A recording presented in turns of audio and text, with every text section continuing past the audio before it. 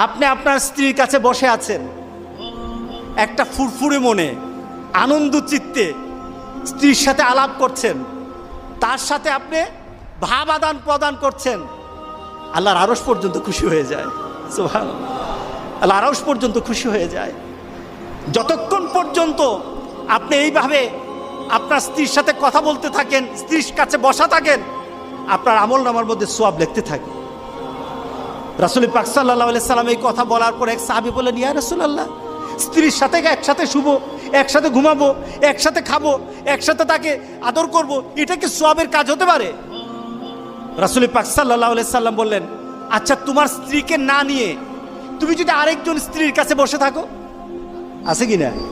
আছে কি না? মজাই লাগে, উনিও খাইবেন, রেডি থাকেন।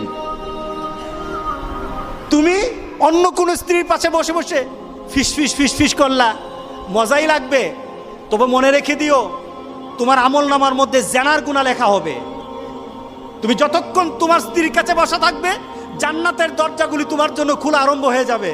আর যতক্ষণ পর্যন্ত পরস্ত্রীর সাথে বসা থাকবে, ততক্ষণ পর্যন্ত তোমার আমলনামার মধ্যে গুনাহ লেখা হবে কিনা।